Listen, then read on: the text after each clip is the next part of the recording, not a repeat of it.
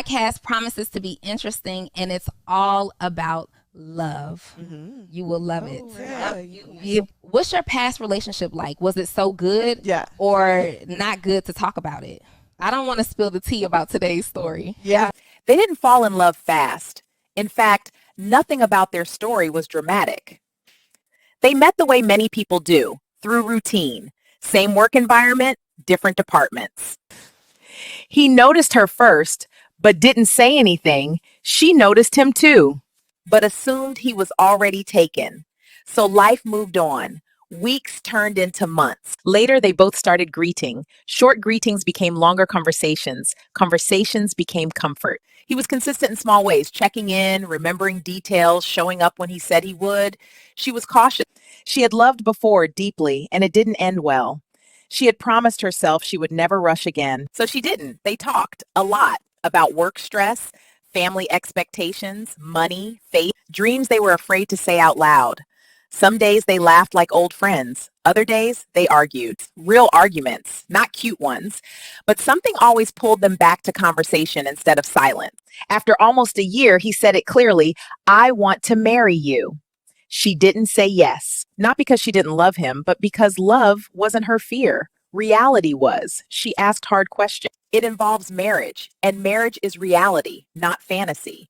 So questions were necessary about finances, about leadership, about what marriage would actually look like on bad days, not Instagram days. He didn't get angry. He didn't rush her. He went to work on himself. Later, he came back, not with bigger words, but with clearer plans, budgeting, accountability, boundaries. He didn't promise perfection. He promised effort. This time, she said yes. It didn't suddenly make everything soft. There were seasons of tight money, misunderstandings that lasted days, moments when love felt quiet instead of loud. But they chose each other again and again. When she lost her job, he carried the weight without making her feel small. When he doubted himself, she reminded him of who he was becoming, not just who he was.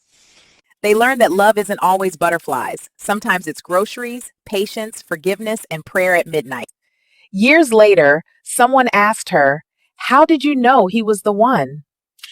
He didn't make my life perfect. He made it honest, and he stayed. Unlike my previous relationship, it was brutal, dishonest, and unrealistic. You see, in marriage, lies and bad habits cannot be hidden. From her experience, she learned that not everything that glitters is gold. Most times, you need to give it time, pray, and act.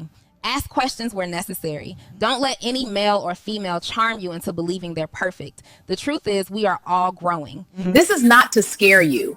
Marriage is a beautiful thing when both agree to walk together no matter what. You see, they didn't know she would lose her job, but because both were prepared, although not fully aware about the journey, when it happened, they embraced it and make an arrangement that will work for them in the meantime.